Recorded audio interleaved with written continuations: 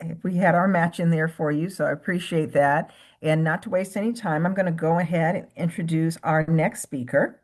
So our next speaker, Neb Hanafi, is the founder and managing director of MedTech Strategy Advisors. She is an absolutely dynamic leader and trusted advisor at the intersection of innovation, equity, and community impact. She has a multidisciplinary background spanning healthcare, technology, and social impact. She's widely recognized for advancing initiatives that expand access and create more inclusive pathways within the health tech industry. Netta brings deep expertise in navigating complex scientific and regulatory challenges, alongside extensive professional and volunteer experience focused on advancing women's health.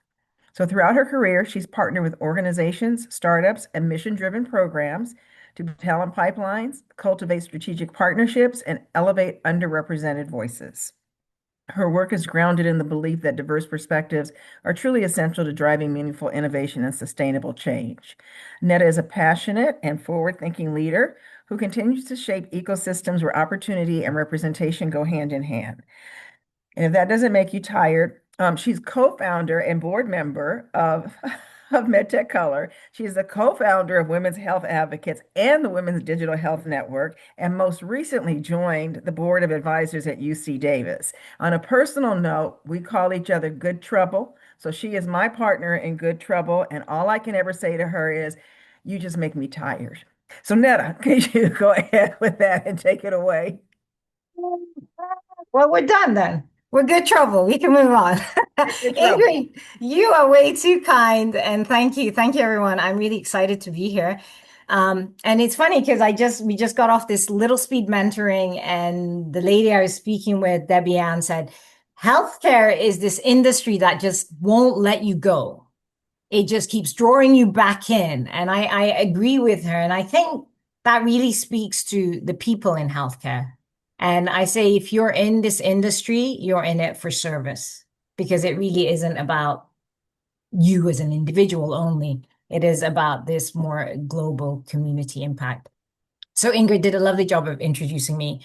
And I want to talk about peer-to-peer mentorship. And that's really grounded in your lived experience, in your intuition and trusting yourself, and in having human connections.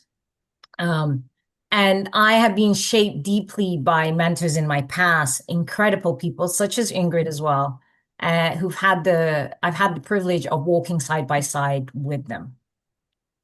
So the power of peer-to-peer mentorship, it's really a relationship that's built on mutual support, and it's not on hierarchy. And it's really shared in lived experience.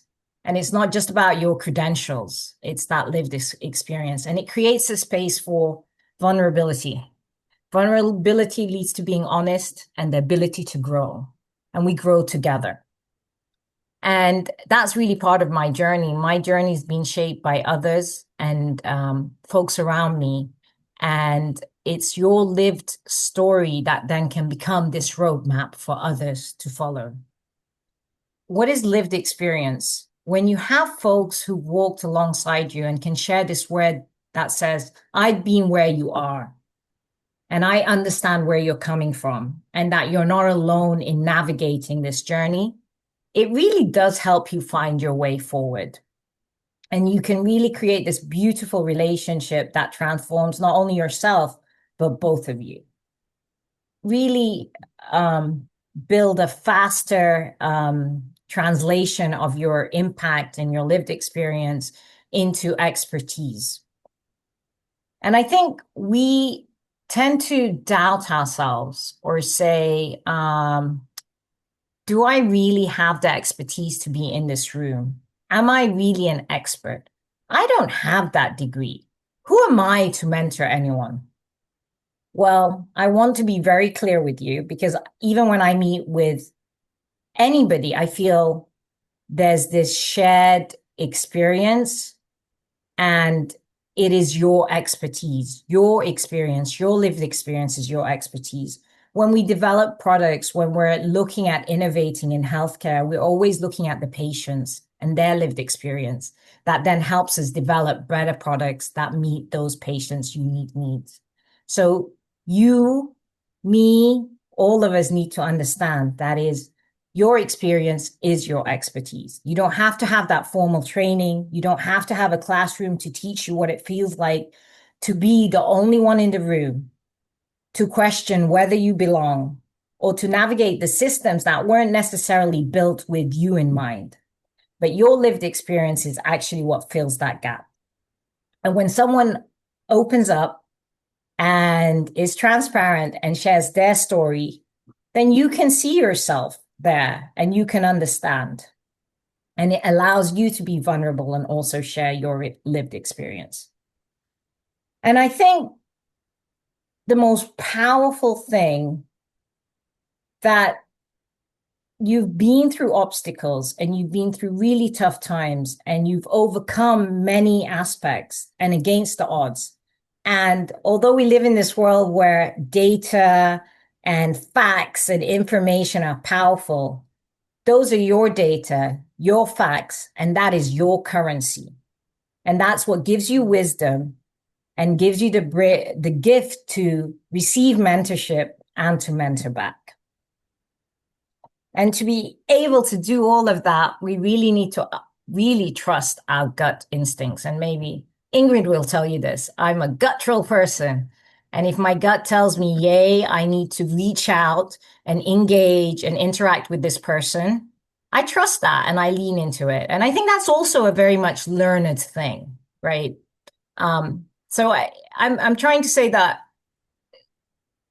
you are your best advocate, you are your best expert, and you surround yourself with folks who can help you hear and trust your own inner voice. And I find that when you show up authentically, you can also invite others to show up authentically. So maybe a little bit about me, where I come from. I actually stem from Sudan, North Africa. And I grew up in the UK and I moved to the US over 20 something years ago. And so I was like a transplant. And I started my career at FDA, and I think Matt is going after me. But FDA was my second family, really. I say it's where I grew up. And Matt may share or may not share. We used to play flag football at the back of corporate. We used to go for long lunches together. And we used to have a really strong community. And through that, we had a lot of peer-to-peer mentorship with our colleagues. And then while I was at FDA, I chose to get another master's in public health. And that was leaning into the mission of what FDA is, and it's to protect and promote public health. And at FDA, you're a public health servant. And I know that the ability for me to do a full-time master's, another second master's while at the agency wasn't just based on my own capabilities. It was by others who have either passed before me on that path or who helped me along. So every mentor that showed up for me really helped change and drive the trajectory of what was possible for me. And then I found that it really turns into a calling. So I'm a big believer in advocating for those who can't advocate for themselves and enabling them to get there. In fighting the good fight, or as Ingrid said, being in good trouble to drive better outcomes. So I used a lot of my learnings living across different cultures and in different communities to really lean into what matters to me and ensuring that there is equitable healthcare for all. And hence, I've landed with all the places I work in. And anywhere I show up, it's because it matters to me and it's because I want to be there. So I've learned to lean into my intuition, even when the world potentially has pushed back at me. And especially as a Black woman that might show up in rooms where I am that N of one. And it's in finding community and sharing stories. And that really has enabled me to open doors for others, to continue to advocate and drive policy change that is meaningful, and empowered me when I have folks around me who also believe in my cause and can cheer you on. So how I mentor, hopefully I think you got a feel for that. It's really being present with the folks. It's not about me. It's not about being me. It's not about me or for me. It's about us. And hopefully leaning into hearing what you're trying to say. Um, and it's also, I'm not there to tell you what to do or what not to do. It's kind of helping you navigate where you want to go yourself. I sometimes think it's therapy, so I call Ingrid a lot to get some therapy. And but in the end, ultimately, it's just giving you a little bit of a confidence to drive at where you want to end up at.